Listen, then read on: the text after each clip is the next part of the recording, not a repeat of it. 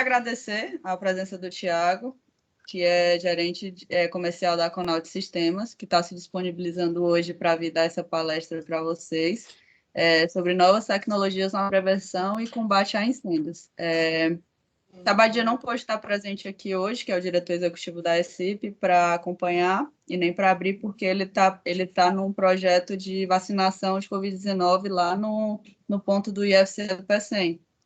E hoje é o primeiro dia, em parceria com a Secretaria de Saúde de Caucaia, que a gente está vacinando trabalhadores das empresas da região e da comunidade. Então, ele está dando suporte lá junto com a Jaela e com a Carmen. E aí eu queria agradecer o Thiago, dizer que você é muito bem-vindo, agradeço a presença, e você pode demonstrar todo o seu conhecimento aí para o pessoal, depois a gente pode abrir para dúvidas também, e a gente passa o contato do Thiago para todo mundo que está presente aí também, para uma possível conversa depois. E está contigo, Thiago. Muito obrigado, Sandrine. Obrigado mesmo, e agradeço também a presença de todos que estão tirando um tempinho valioso hoje em dia, né, para ouvir um pouquinho do que a gente tem para falar, né? Bom, eu sou o gerente comercial da divisão de sistemas aqui da Conaut, divisão anti-incêndio, né? A Conaut são mais de 60 anos já no mercado de medição de nível e vazão, né, mercado industrial, e há 20 anos a gente começou com a unidade de combate, né, extinção e combate a incêndio, detecção e combate a incêndio, e começamos a desenvolver mercado focado na indústria, né? Então a gente já desenvolveu várias obras industriais, temos vários cases, desde BASF, Camaçari, até subestação da Enel, data centers, né? Tudo focado em detecção e combate a incêndio. É lógico que, e nos últimos anos, a gente tem focado mais em novidades tecnológicas, né? Porque hoje em dia o convencional tem mais do mesmo, né? E, enfim, às vezes não é o que o cliente também se instala, é o que o bombeiro pede, mas às vezes não é o que vai ser efetivo para o cliente não ter perdas, né? Porque acontece, se pegar fogo, às vezes pode ter um puta no sistema, se não é bem projetado, se a tecnologia não é bem escolhida, ele vai ter problema, né? Então tem e não atende, e você tem uma explosão, você tem né, ou até a seguradora não assegura, né? Então, e economicamente não é viável. Só ter para ter não é viável, porque se acontece qualquer coisa tem muita perda, né?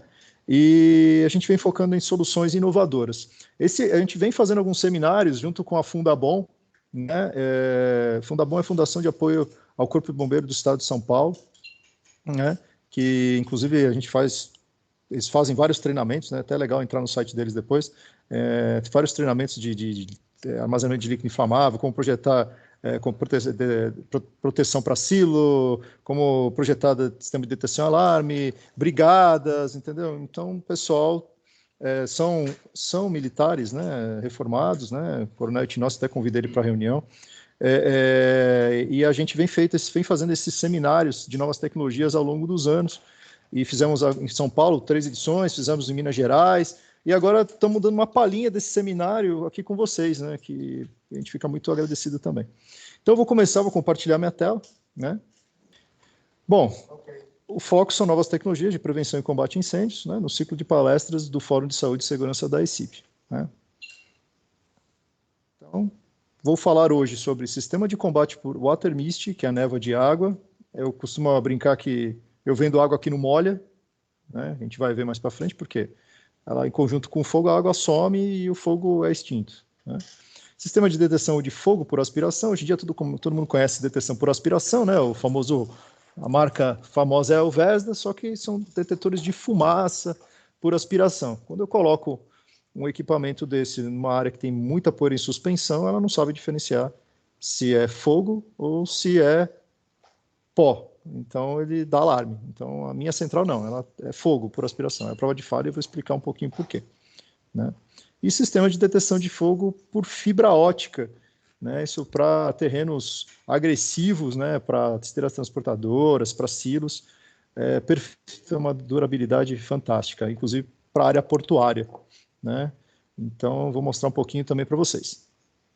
Propósito, falar um pouquinho da Conaut, a razão da sua existência, o sentido para alguém existir. Então a Conaut tem o propósito de salvar vidas, salvar negócios, e mesmo que você tenha um sinistro na tua área, manter, mesmo após isso, manter o teu negócio rodando, apesar de você ter o impacto do incêndio.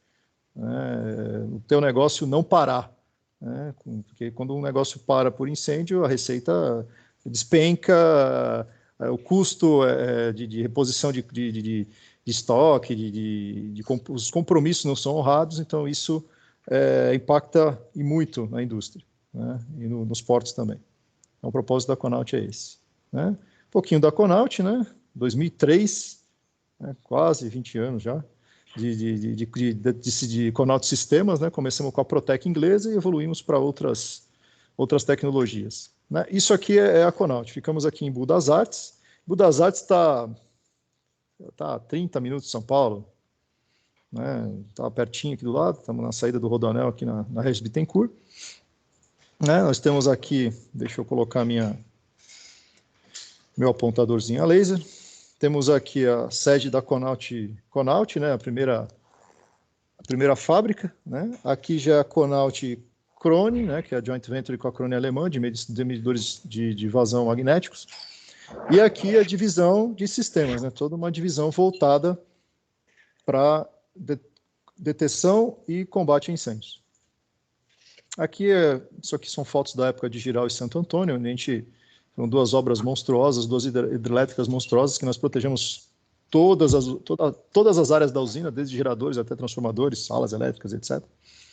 Todos os painéis eram montados, testados aqui. Dentro de cada painel elétrico desse, tem uma central de detecção e alarme, né? Porque a gente é um ambiente agressivo, né? Então, você coloca um painel, mesmo sendo FM, etc., não vai aguentar a insalubridade da área. O que nós fazemos hoje é consultoria, um projeto básico executivo, AVCB, startup, treinamento, suporte, assistência técnica, um estoque estratégico, contratos de manutenção, caso o cliente precise.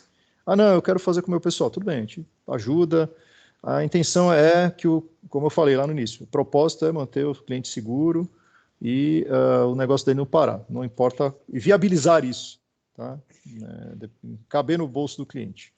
Combate a incêndio, combate por água nebulizada, né, que é o water spray, combate por gases sintéticos, mas a gente tem focado muito no combate por water mist. Né? Gases inertes não focamos tanto, e combate por hidrante e sprinkler, que é o comum.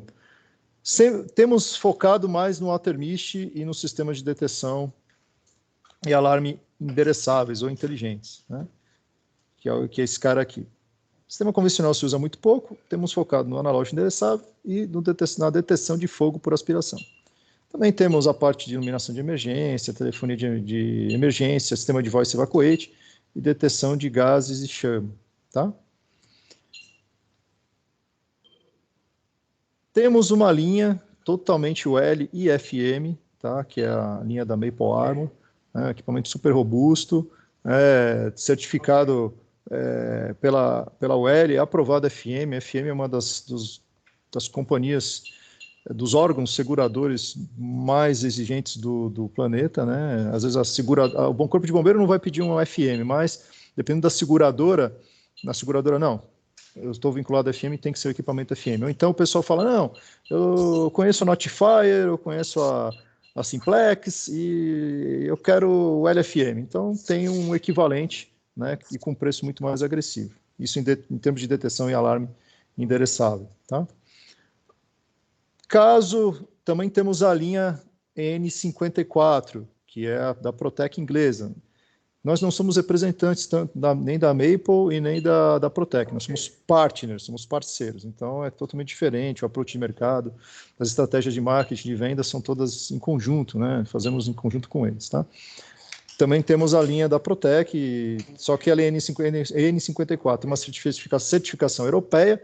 Essa certificação europeia é um pouco mais em conta do que a FM, então um preço um pouco mais agressivo. Né? Então, mas é um equipamento certificado. Qual é a diferença do equipamento certificado de um não certificado? Por exemplo, vai lá no meu condomínio, eu tenho Intelbras, então, legal, funciona?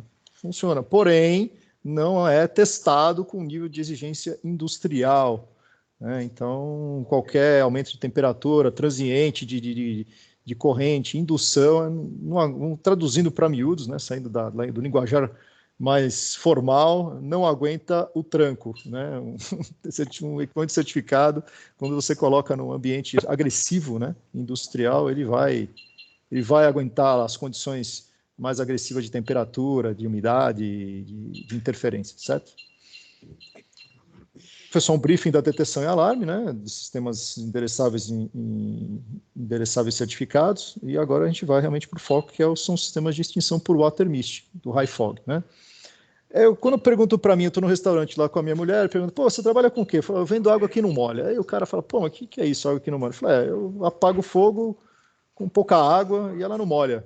A água se anula com o fogo apaga, e pô, o meu ambiente, o meu negócio não para de funcionar, né? Aí o cara fica olhando para minha cara e eu explico para ele. Então eu vou explicar para vocês. Vocês devem estar pensando, pô, água que não molha? Então eu vou explicar um pouquinho, né?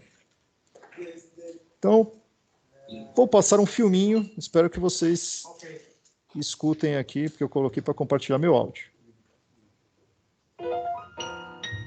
Tranquilo? Tá me ouvindo? Sim, dá para. Tá, legal. Então, isso é um hotel que inicialmente pega fogo e eles jogam sprinkler, jogam água com sprinkler, muita água. E vocês vão reparar que ele não extingue, Cada ele año, suprime, los tá? incendios destruyen bienes por valor de miles de millones.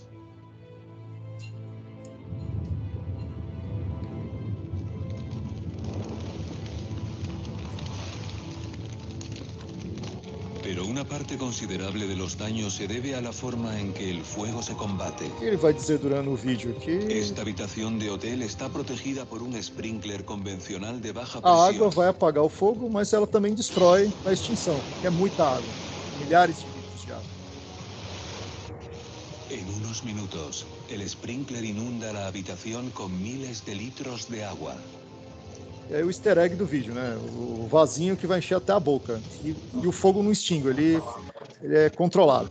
Los resultados son devastadores y se extienden mucho más allá del área del incendio. La reparación de los daños producidos por el agua puede llevar semanas, incluso meses, mientras la actividad de la empresa se encuentra suspendida. Está morta, o quarto morreu, não posso mais usar, não vai, virou Hay un passivo. modo de hacer el agua 10 veces más eficiente en la E aí a protección gente contra usa incendios. o high fog, né, o water mist, que é a névoa de água, né, justamente usando 90% menos de água, uma população 70% El menor, agua nebulizada high fog. e aí eu atinjo o fogo de 3 maneiras, né? Diminuo o calor radiante, a água em contato com o fogo vira vapor, então desloca o oxigênio e por ser alta pressão vai na base do meu calor radiante. Então vocês veem que ela não suprime, ela extingue. High fog suprime el fuego descargando una fina niebla de E aí agua o easter egg, a alta gasto velocidad. água. E a água está evaporando com o fogo.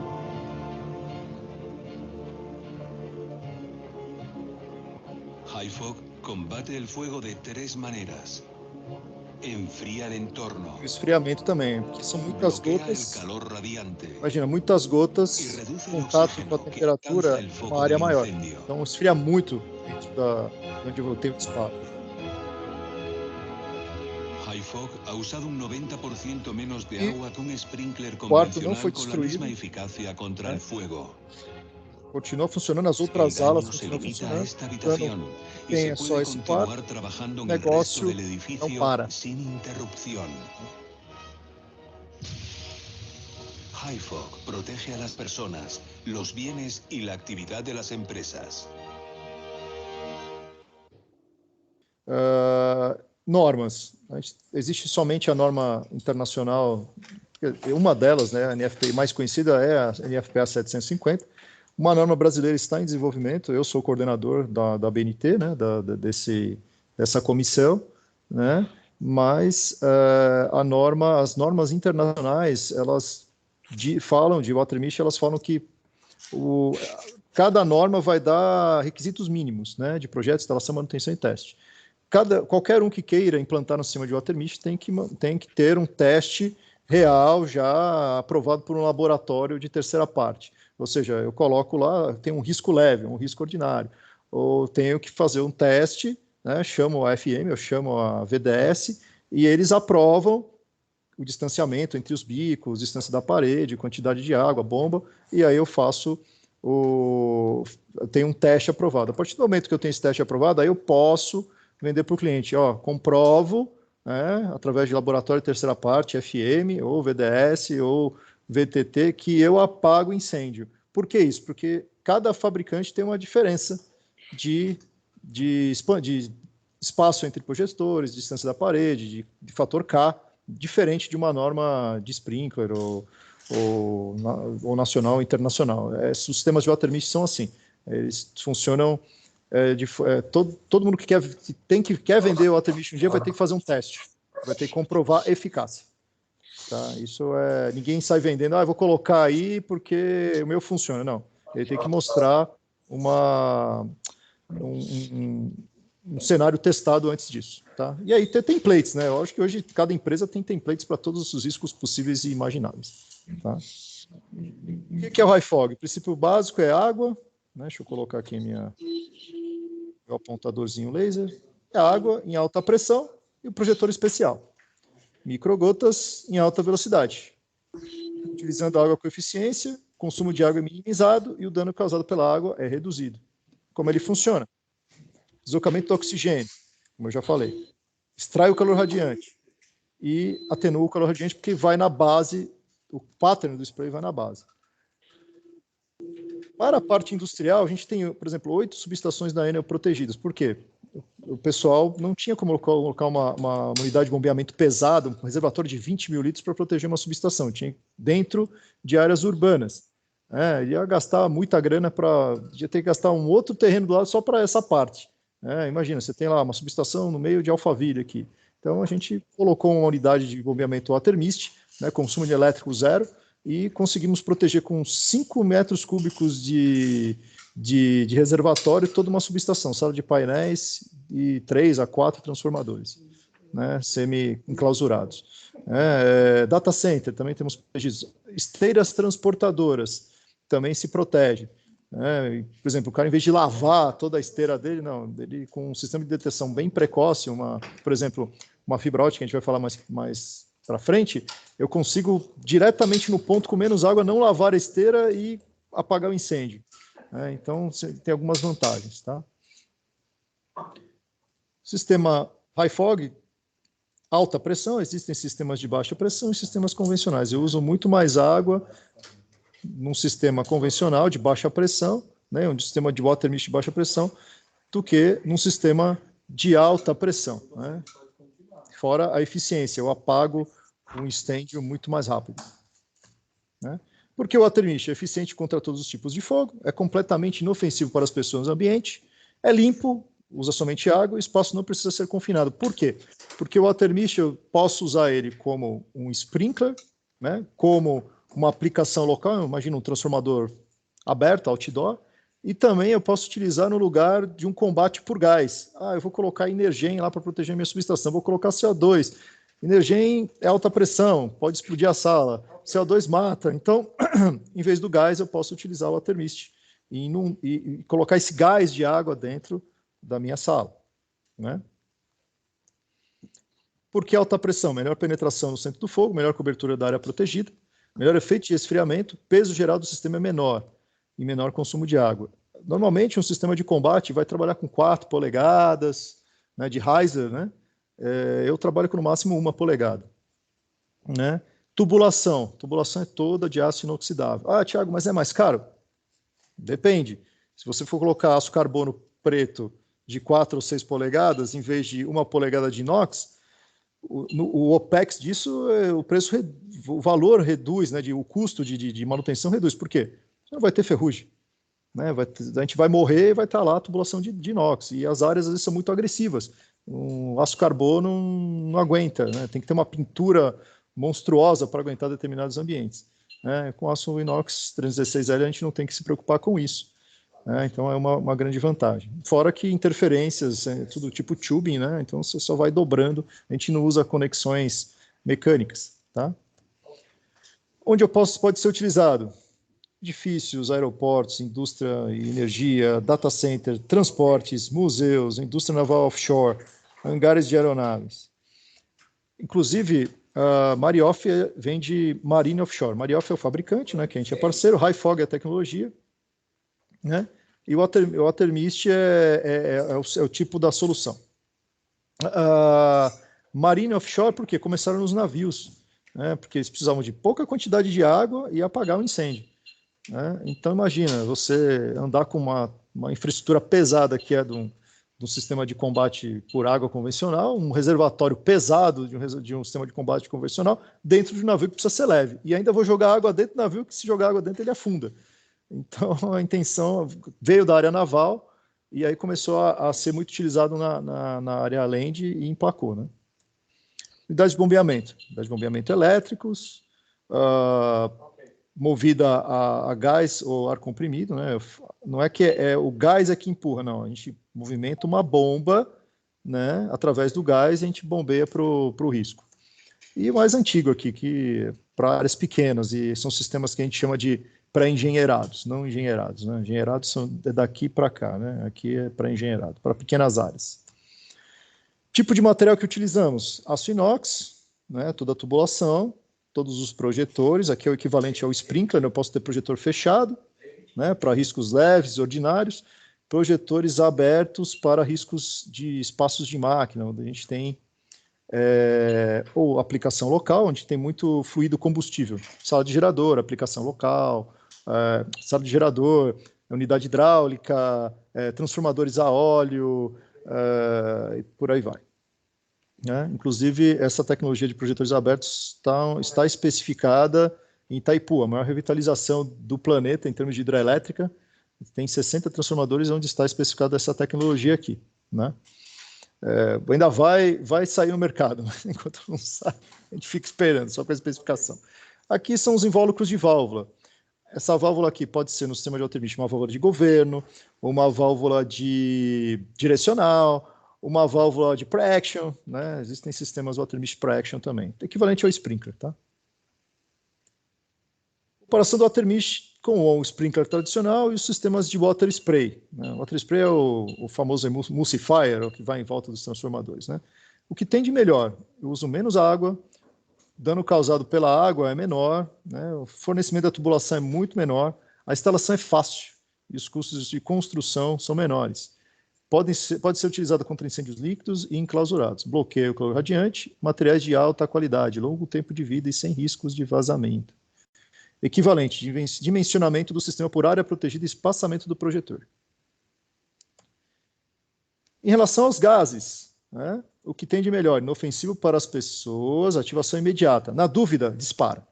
Não tem esse de esperar, puta, é CO2, vamos esperar, porque pode matar a gente, ou então vamos esperar para não perder o gás, porque o gás é caro. Né? Toda vez que você vaza um sistema de gás, o prejuízo de combate por gás, o prejuízo é monstruoso. Isso que a cada 5 anos, se você tem um sistema de combate por gás, você tem que esvaziar o cilindro para recertificar o vaso de pressão. Né? Esfriamento imediato e não reignição, integridade do recinto não é crítica, design modular e escalabilidade, recarga do sistema é rápida e com custo baixo, menores custos de manutenção e expensão, e o equivalente, dimensionamento do sistema é por inundação total e por volume protegido. Até aí, tranquilo, pessoal. Preciso do feedback de vocês, porque é meio solitário, né, falar sem saber como é que está o pessoal desse lado aí. Tudo tranquilo? Tranquilo. Tranquilo? Tudo estão entendendo? Está indo beleza aí, né? Sim. Ok. Beleza. Perfeito, pessoal. Obrigado.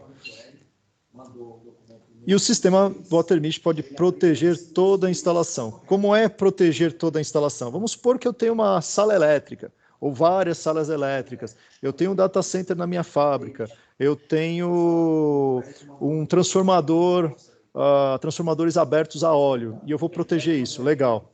Dentro da sala elétrica, eu vou trabalhar, eu tenho meu data center, se eu quiser trabalha lá dentro, eu também faço. Agora vamos supor que eu tenho uma turbina a gás, eu posso proteger a turbina também. Então, o que normalmente vários sistemas diferentes fariam, ou por gás, ou sprinkler, ou water spray, eu faço somente com water mesh como unidade de bombeamento. Então isso reduz o custo, porque eu não preciso ter vários sistemas diferentes. Eu escalono, né? E como eu tenho uma bomba que me gera 140 bar na saída, e o projetor mais favorável tem que ter 60 bar, eu tenho muita pressão para alcançar grande parte do site, ou todo o site, dependendo do tamanho. Né? E aqui eu tenho um caso de estudo de um transatlântico, né, onde foi utilizado inicialmente um sistema de CO2 para combater a sala de motores, tiveram um sinistro, tiveram um prejuízo monstruoso, né, porque esperaram 6 minutos para proteger lá, para jogar CO2 na área, e aí eles tiveram um prejuízo de 8 milhões, porque parou receita, parou um monte de... tiveram que reembolsar a parada do transatlântico, as visitas, as estadias, e aí, num outro transatlântico, eles aprenderam, né, e colocaram o water mesh. Então, foi instantâneo o funcionamento. Detectou incêndio e já funcionou. E aí eles filmaram, né? Filmaram, e agora é que eu vou passar para vocês. O endereço, DFL1 e o número do dispositivo no final, que seria o endereço dele. To the fire in the engine room of the Nordic Empress. Even though almost everything apparently went well with the Explorer of the Seas fire, there are still some lessons learned. Let's look at them. Inspired on the Nordic Empress and the Explorer of the Seas, and the positive lessons learned that we've gained. We've already shown you that one of the steps taken after the Nordic Empress fire was to improve the coverage of closed-circuit television cameras. As a result, we're able to now show you the exact surveillance video that captured the Explorer of the Seas fire. Do Explorer of the Seas. Let me set the stage for you. The camera position is located on the deck above the engines. Vai pegar fogo. The engine closest to us is diesel generator number 6, and that's where we had the fire. It's interesting to note that there's a crew member with his back to the camera working on the engine next to number 6. Se fosse CO2, ele já tinha. Unfortunately, he was not hurt in the explosion you're soon going to see. Se machuca na explosão. If you look closely, you can just see the first small traces of smoke rising from diesel generator number 6. Está tendo aqui uma pequena fumaça. You'll also be able to see that the crew member in the background will soon become aware of the smoke and will turn and face the camera. E aí, nosso membro da tripulação olha para a câmera. And there you have it. E a gente tem explosão. Explosive fire. E agora o sistema de water mesh vai entrar. The clock's now ticking and things are happening, as you know, in the engine control room. But as you'll see, very shortly, they will have released the high fog system. E aí, vai liberar o high fog.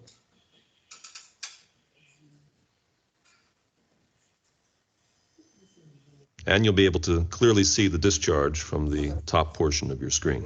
A gente tem a descarga. And here it comes. Vocês podem ver que assim que eu tenho o disparo, eu já tenho uma queda, praticamente a extinção feita. Como é líquido combustível, ele tenta dar uns flash-ups que outras tecnologias convencionais the fire is quickly knocked down. Conseguem segurar. The high fog system remains on even after the fire appears to be out.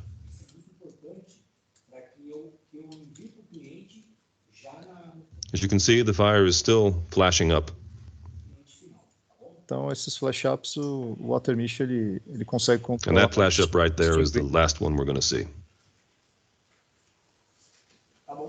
And right about now, it appears to be out from the position of the closed-circuit television camera. By the way, there's a light in the background, a little bit to the right of center, kind of yellowish right there. Oh, that's a light, that's not fire. Não é fogo, né, como ele coloca. Então vocês viram aí a extinção em menos de um minuto de um sinistro que poderia ter se afastado. Né?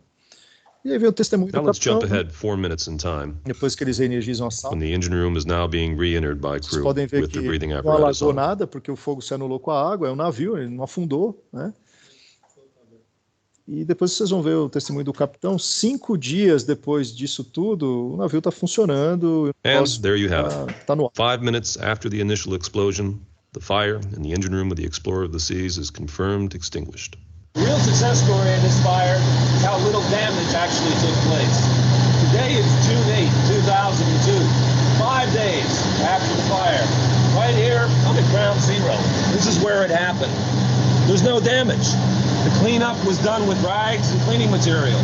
There was one $500 sensor that had to be replaced.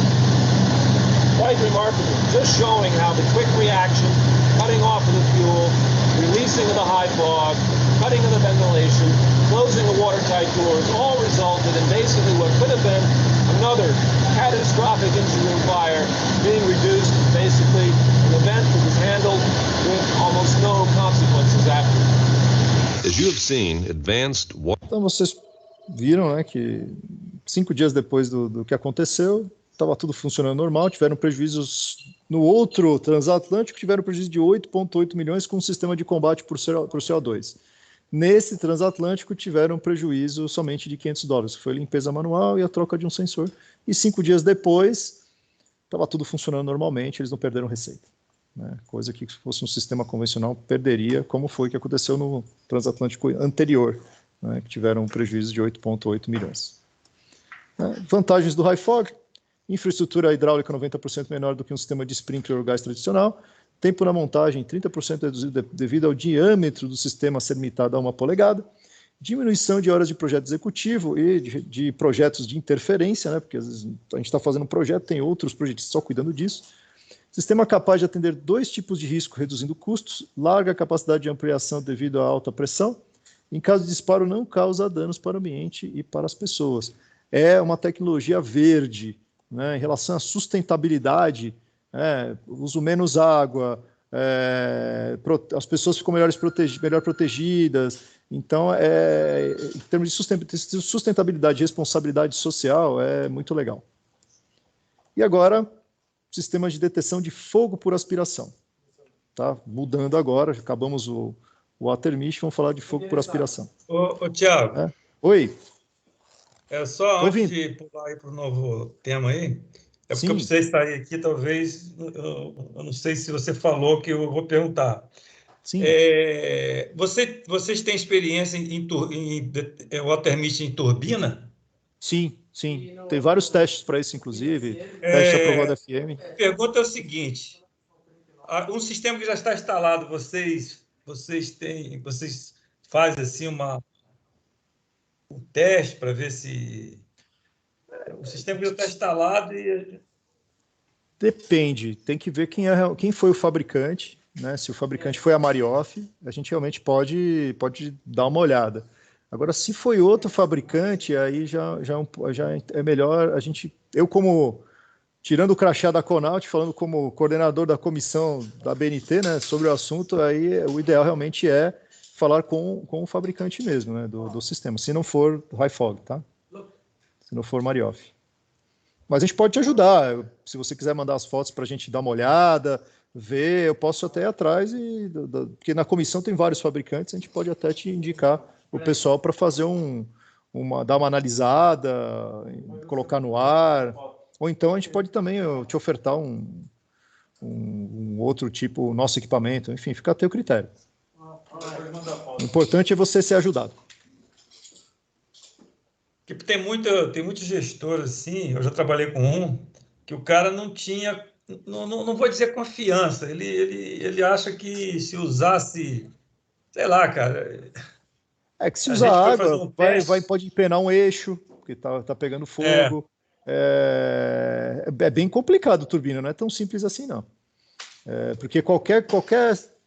Por exemplo, aí você vai jogar gás. Puta, imagina você colocar gás para cobrir aquela área toda. Essa área é semi-aberta. Ou então, às vezes, é uma área muito grande para você cobrir com gás e não dá. Então, você tem que jogar em pontos locais. Vai jogar sprinkler, vai empenar tudo.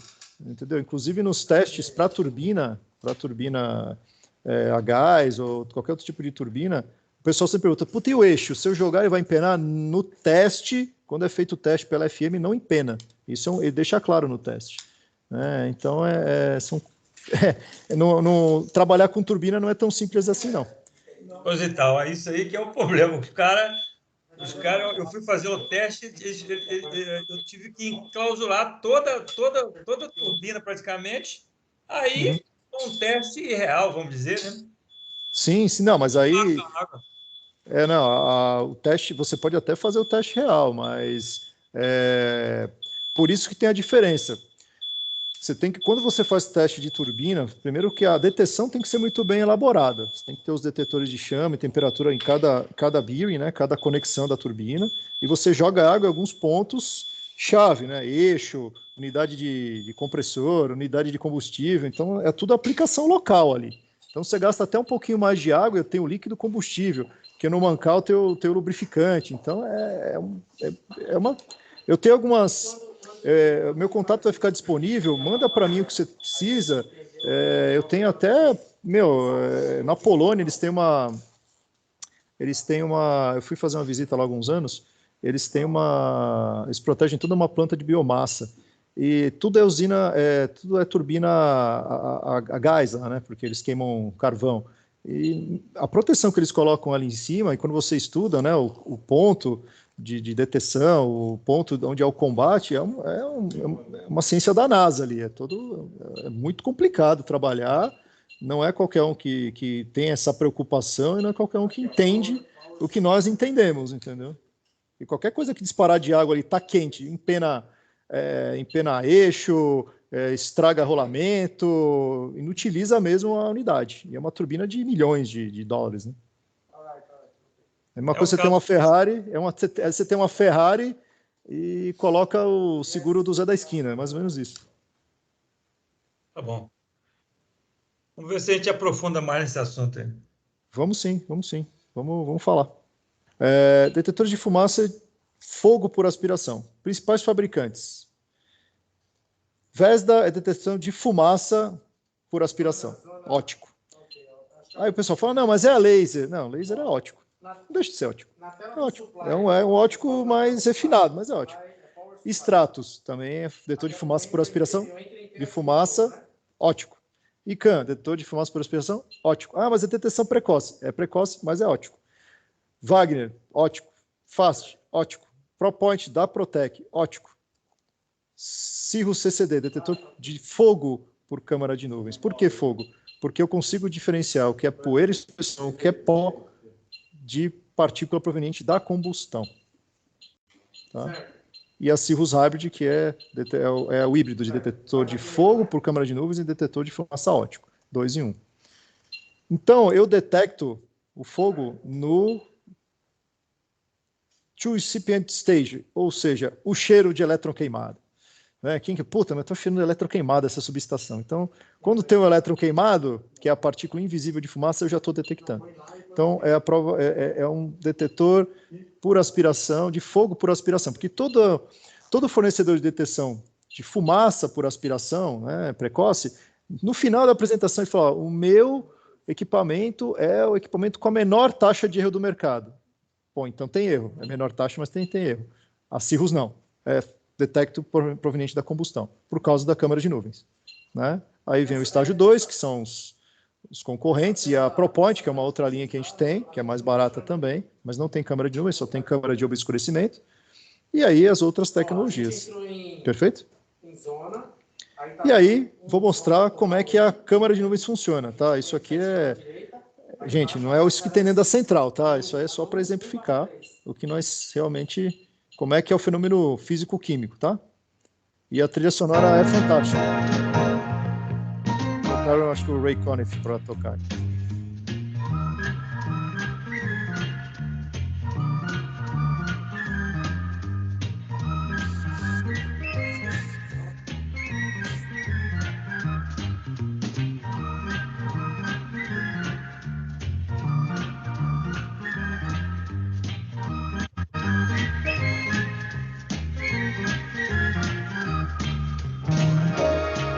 O que ele faz aí?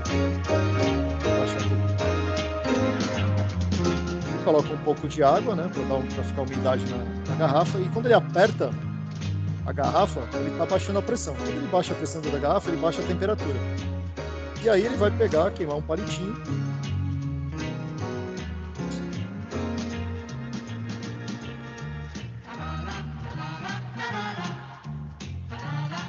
palitinho, vou aspirar para dentro dessa câmara, fecho a câmara, e aí eu vou baixar a pressão, consequentemente a temperatura, e a umidade da câmara vai colar na partícula proveniente da combustão. Vai colar por quê? Porque ela é proveniente da combustão. Então a partícula que eu não via, ela passa a ver, porque ela aumenta. Pode ver que eu não via nada, agora eu estou vendo a fumaça.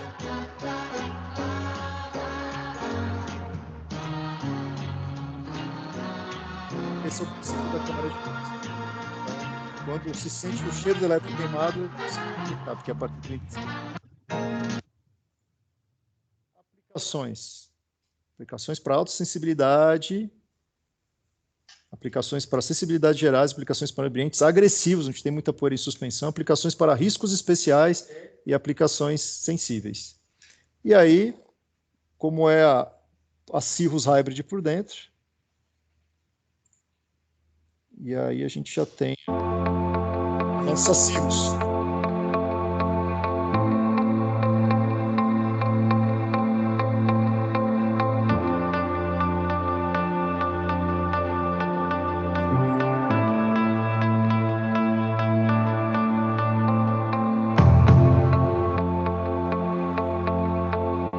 Você tem aí uma central com display colorido, touchscreen LCD.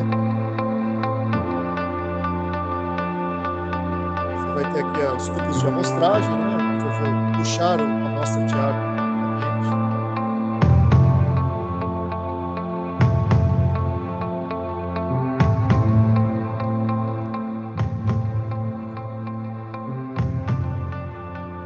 Tem a bomba de vácuo, você tem a câmara de nuvens, a câmara de obscurecimento, aqui onde eu tenho o líquido gerador de espuma, que é uma água distinta para 10 anos.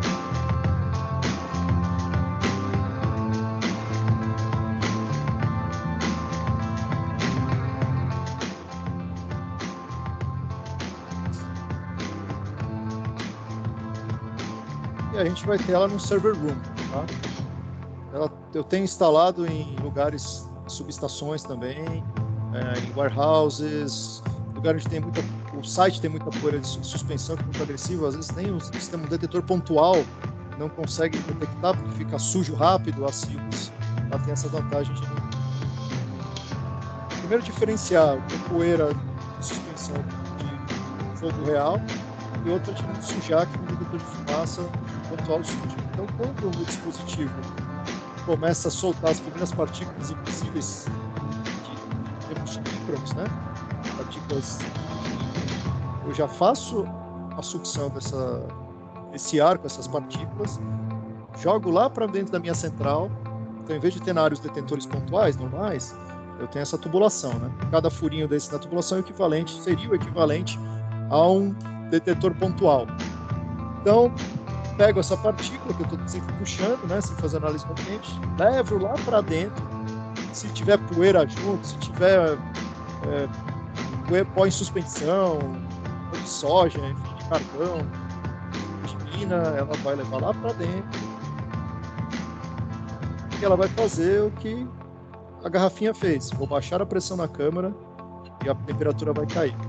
Então o que acontece? Se é partícula proveniente da combustão, a umidade cola nessa partícula e vira nuvem. E aí, depois disso, eu faço análise óptica. Então, para ter nuvem, precisa ser partícula proveniente da combustão.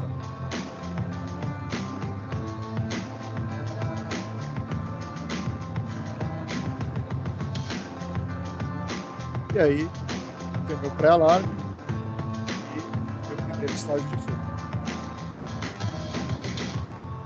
Eu faço o teste aqui com um incenso.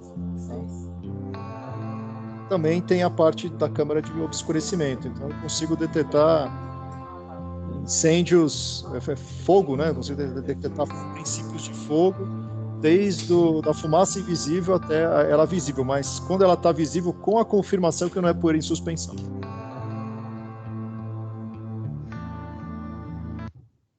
Ok, até aí, pessoal. Ok, Thiago. E agora o sistema de detecção de fibra óptica. Esse eu passei o final de semana inteiro junto com o Daniel da AppSense, que está aí com a gente, está aqui na reunião, desenvolvendo com carinho e amor para vocês. Então, só mais um pouquinho, gente. Aguenta mais um pouquinho. O conceito de medição. a minha primeira apresentação, né, de fibra, né, geralmente é o Daniel que faz, então eu pedi para ele acompanhar, tá? Então, ele utiliza o efeito Raman para medir temperatura. Ele dá um pulso de laser, né, enviado pela fibra, e dá um resultado, uma certa luz dispersa, que é refletido lá no final dela. Então, onde que é feita a análise? A intensidade dessa dispersão é a medida de temperatura ao longo da fibra, tá? E eu consigo, através disso, saber exatamente o ponto da fibra, né, a distância, em metros, né, em centímetros, o ponto que eu estou tendo uma elevação de temperatura em relação ao ambiente. Ou seja, eu consigo medir o ponto que está pegando fogo exatamente, diferente de cabos térmicos e até da própria Cirrus, tá? Por que o cabo de fibra ótica é legal? Né? Ele é flexível e leve, é robusto mecanicamente, o cabo sensor é totalmente passivo, ele é seguro contra os distúrbios eletromagnéticos, não vai ter uma indução, isso não vai acontecer com a fibra. A vida útil é muito grande, manutenção é muito baixa, é quase inexistente, detecção rápida, localização precisa e longo alcance, até 10 km. Então, eu passo 10 km de fibra e vou saber exatamente onde está tendo elevação de temperatura. Essa aqui é a configuração básica, tá? Onde eu posso aplicar em túneis veiculares, bandeja de cabo, estacionamentos, sala de produção, correia transportadora, túneis utilitários, armazéns de carvão, silos, tanques de teto fixo e flutuante que armazenam combustível, silos e armazém de grãos, estações de metrô, túneis ferroviários, barramentos elétricos, data centers, armazém. Só dá para você colocar fibra ótica e monitorar teu site inteiro, até a saída até chegar no teu navio, na grua, enfim, nos CCMs das gruas, né? E aí você tem o Smart Vision, né, que você pega e consegue supervisionar todo o teu site e temperaturas de todos os pontos, como vocês podem ver aqui. Se eu quiser passar fibra inteira fibra no PC inteiro, é possível. Para monitorar toda a temperatura de túneis, de cabos, de silos, enfim.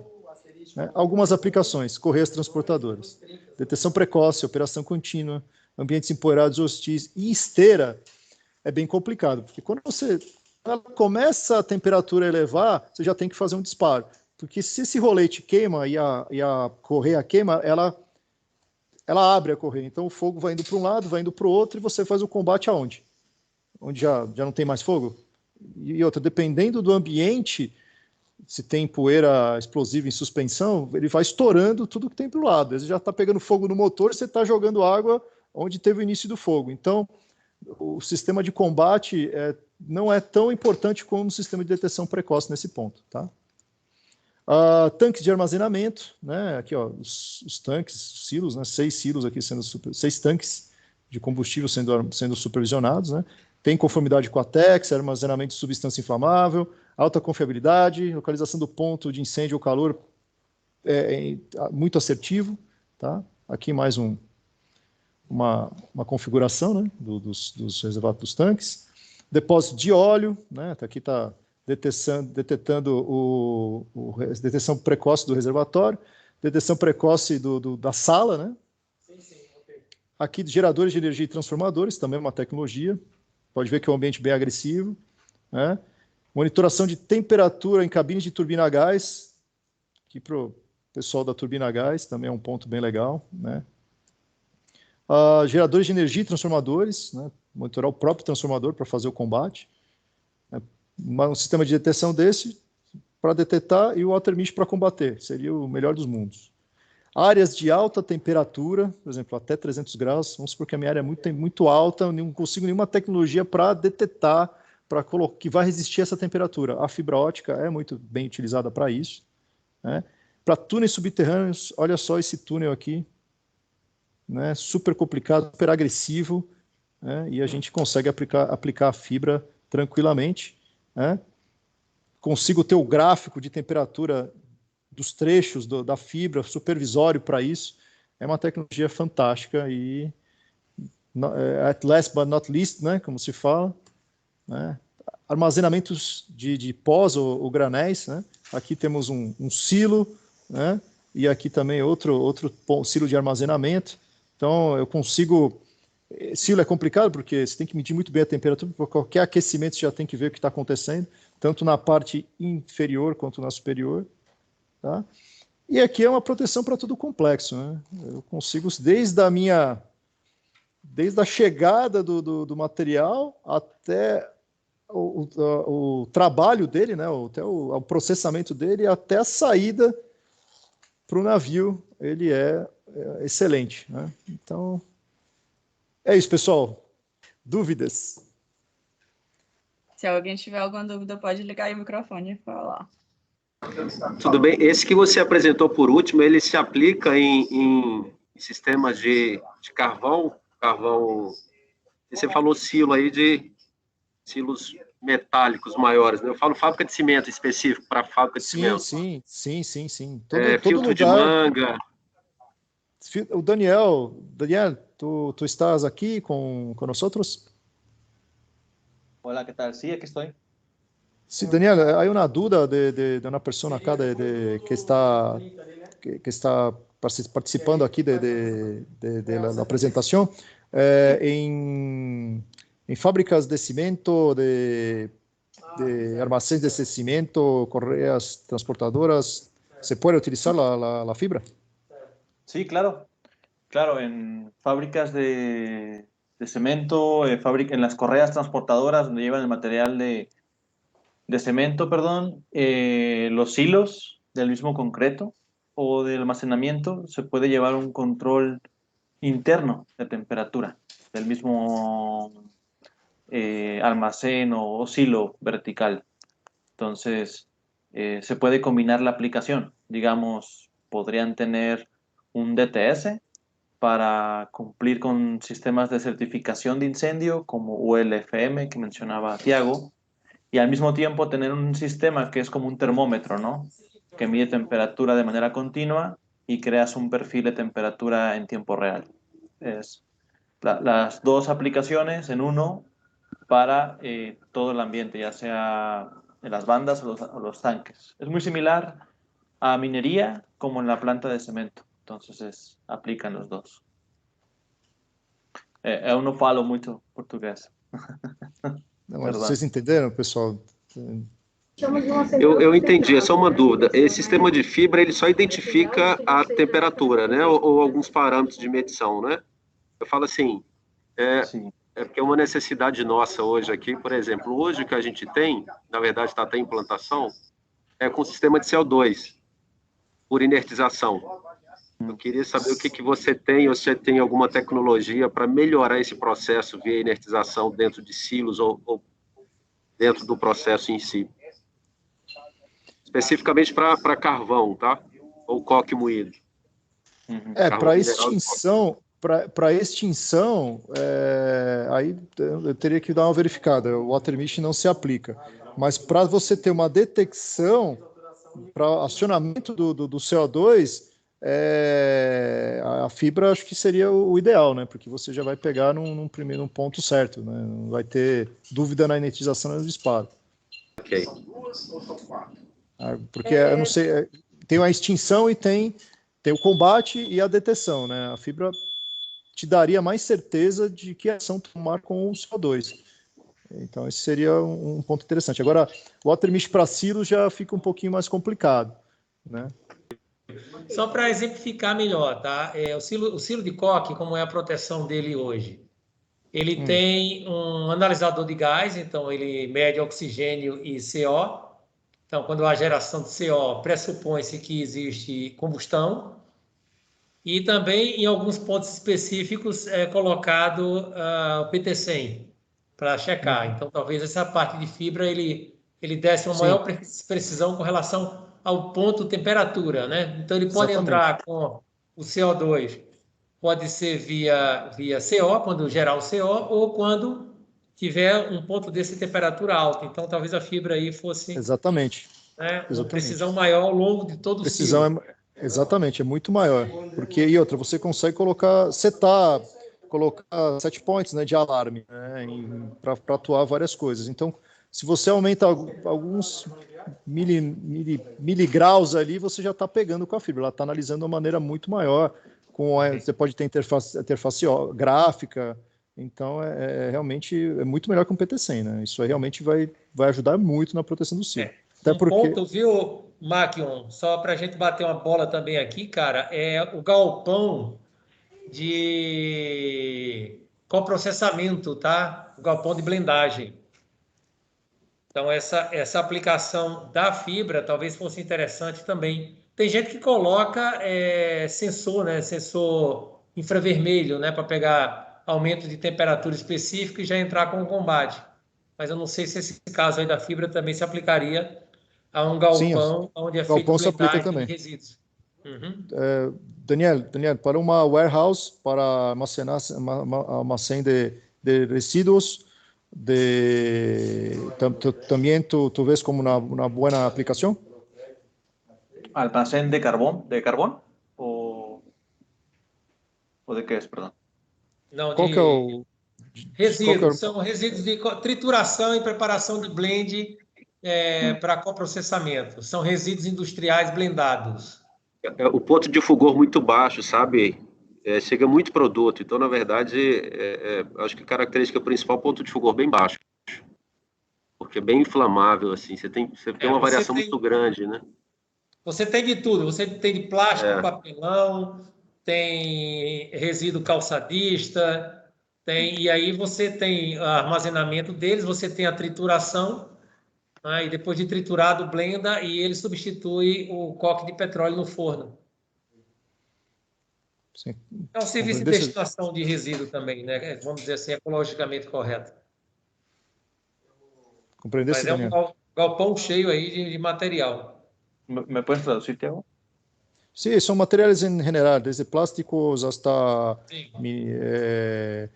acero, son residuos de toda la producción, van para una warehouse, un almacén, con todo este tipo de cosas, va a punto de fulgor bajo, pero alta flamabilidad. Cualquier temperatura que se incrementa, normalmente ponen sensores infrarrojos. Sí. Pero con la fibra creo que sería una mejor solución y más barata también. Solamente quería confirmar esto con ustedes. Sí, claro. De hecho, bueno, nuestra aplicación en warehouse, en almacenes, es muy grande porque puedes incluso instalar la fibra en el techo para crear un perfil de temperatura en todo el almacén, ¿no? Completo. Pero también se puede colocar fibra óptica o el cabo óptico en el rack, en los racks, en los storage areas o en los boxes, adentro del warehouse, para crear un perfil interno de temperatura, ¿no? Lo interesante ahí es que puedes tener incluso, por ejemplo, por muy corto o pequeño, 1 kilómetro de cabo sensor. Entonces, 1 kilómetro de cabo sensor puede ser distribuido en área incompleta y en áreas internas o pequeñas, en el mismo warehouse, ¿sí? Yo puedo compartir casos de éxito y ejemplos, que es mucho más gráfico. Então, peraí, deixa eu pegar aqui e sair de compartilhar a tela. Você coloca... Bom, manda a bala, Daniel. Já saí aqui. Ya no estoy más compartiendo. Ok, bueno, estos son algunos ejemplos que estaba justo ahora buscando mostrar a ustedes. Es, por ejemplo, un almacén de carbón. Es muy similar, es un almacén el más grande en Europa, en donde se instala la fibra óptica en las paredes, en los walls internos de este almacén, para poder crear un perfil de temperatura dentro de, ¿no? No solamente, digamos, puedes monitorear temperatura con cámara termográfica, por ejemplo, puedes tener algunos otros sensores infrarrojos, pero la fibra óptica es un monitoreo interno, desde realmente el punto adentro del área, ¿no? A monitorear. El cabo sensor es resistente a áreas, digamos, complicadas o a la tensión fuerte. Usted puede tener un cable con un refuerzo de stainless steel, como acero inoxidable en el cable, lo cual lo permite ser más rígido y proteger de toda la tensión que pueda tener dentro de un almacén agresivo, como carbón u otros elementos tóxicos. Este es un ejemplo del perfil de temperatura que você puede crear. Puede tener, por ejemplo, 500 metros de cabo sensor y que funcione como un termómetro, ¿no? Y ir en tiempo real, ir monitoreando la temperatura en todo este cabo y definir alarmas de detección tanto de incendio o de incrementos rápidos, ¿no? A lo mejor más por el tema de mantenimiento o de supervisión, pero también de alarmamiento para los sistemas de combate de incendio, ¿no? Bueno, este es un ejemplo en un almacén. Déjenme un segundo, muestro algo más. E outro ponto também, né, Daniel, o comparativo de um cabo, de uma fibra com um detetor de fumaça, detetor de calor. Detetor de calor infravermelho, a prova de explosão, nossa, um detetor desse é muito mais caro do que quilômetros de fibra, né? Así es, sí. Ese es mucho más caro porque, bueno, en nuestro caso, con un solo sistema, con un DTS, que es como se le llama al procesador, al cerebro, pues se puede medir 1 kilómetro, 10 hasta 10 kilómetros y, bueno, cubrir con cable todas las áreas de interés. Puedes cubrir al mismo tiempo, por ejemplo, correas, almacenes, utilizando el mismo cabo sensor, dividiéndolo por áreas. Y de la otra manera, otro tipo de sensores, requieres instalar diferentes módulos o procesadores, ¿no? Digamos, repetir instalación, comprar más módulos que demandan obviamente mayor tiempo de instalación, mayor mantenimiento, mayores puestos o contactos de energía para que funcionen, ¿no? O de comunicación. En nuestro caso solamente es un punto importante de monitoreo. Entonces, este es uno de los principales beneficios. Voy a mostrar otro ejemplo por aquí que tengo. Bueno, este es un ejemplo de una correa transportadora, de cómo pueden crear un perfil continuo de temperatura a lo largo de diferentes segmentos de correas, ¿no? Tanto para incendio y detección de calor en algunos puntos. Como pueden ver aquí, algunos puntos de temperatura. Se puede definir un máximo y un mínimo de temperatura, digamos un rango de operación de la correa, y si existiese un incremento fuera de este rango, pues poder alarmar puntualmente en qué metro del cabo y en qué sección de la correa está ocurriendo este incremento de temperatura. Este es un ejemplo de la instalación, cómo va normalmente un cabo sensor de fibra óptica a lo largo de una correa para detección de incendios, ¿no? Temprana de incendios, ¿sí? Normalmente en la parte exterior, para poder detectar el calor que se pueda concentrar entre el material que cae, que está aquí abajo, con el calentamiento de los rodillos, ¿no? Otro ejemplo. Aquí a la derecha hay un water mist acá, mira. Sí. Una tubería pequeñita acá. Sí, es una integración muy común, trabajar en detección con fibra, detección temprana y water mist para extinción, ¿no? Tenemos varios proyectos ya trabajando en conjunto. Este es un ejemplo, como el que comentaba, de un warehouse, de un building o almacén, donde, bueno, normalmente dependiendo cómo es que funcione, opere, ya sea un almacén automatizado o normal, digamos, con diferentes racks de almacenamiento. La intención con la fibra óptica es poder monitorear la parte alta, ¿no? El almacén, cualquier altura. Sabemos que un almacén de este tipo puede estar arriba de los 10, 30 metros de altura, lo cual permite que no cualquier sistema de detección de incendios funcione de manera adecuada, ¿no? Son pocos los sistemas que funcionan a estas alturas o a este espacio, y bueno, la fibra óptica es uno de ellos. La idea con la fibra óptica es obviamente proteger el techo, la parte alta, instalando el cable como en una forma de zigzag, ¿sí? A lo largo del área del techo, de la superficie alta, y al mismo tiempo aprovechar ese cabo sensor para poder distribuirlo en el área de almacenamiento, en la parte baja, que es lo que me refería. Puedes instalar el cabo sensor en un rack, en los almacenes, y poder hacer una detección mucho más temprana de un incremento de calor, ¿no? Cualquier sustancia flamable, cualquier elemento que se pueda comenzar un incendio, probablemente, primeramente va a generar un calor inicial, un hotspot, ¿no? Un punto caliente aquí en esta área, y el cabo sensor, la idea es que lo detecte temprano antes de que llegue arriba, ¿no? Esto puede ser con un mismo cabo sensor, es el mismo cabo, 1 kilómetro, 2 kilómetros, y por medio de configuración yo puedo ir dividiendo de manera virtual o por software, yo puedo ir dividiendo cada uno de los metros del cabo para definir diferentes zonas de detección. Por ejemplo, podría detectar este rack o esta área, una alarma a los 50 grados centígrados, pero este otro podría estar a los 60, ¿no? O 45. Todo esto es propiamente configuración. Es como partir, como seccionar el cabo sensor y definir qué quiero yo detectar en cada área. Eso es algo muy, muy interesante para la detección temprana de los fuegos, ¿no?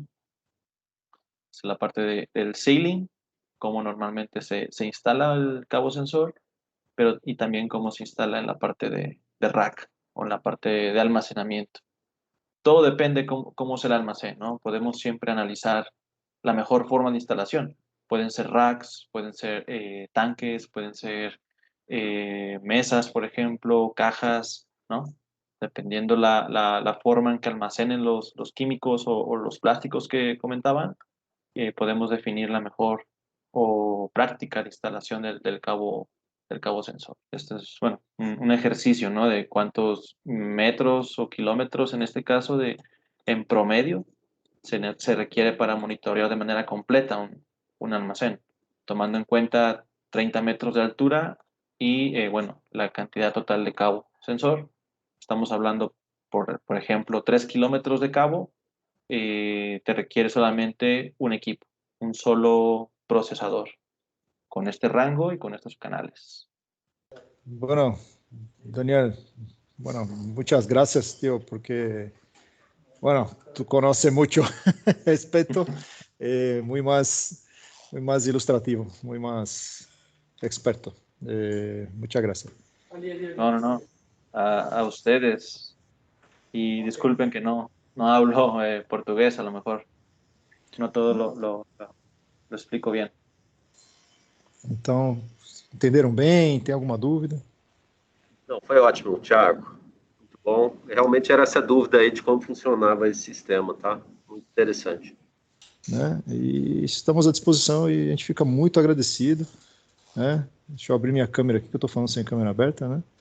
A gente fica muito agradecido, né? E contem com a gente. Alguém quer fazer mais algum comentário? Espero que vocês tenham gostado aí. Mais uma vez eu agradeço a presença de todo mundo, do Thiago, pela disponibilidade dele em poder falar para vocês, em nome da ECIP. Obrigada, gente. Obrigada, Thiago. Obrigada, Daniel. Obrigado, gente. Obrigado. Forte abraço a todos. Tchau, tchau. Obrigado. Tchau. Muito obrigado.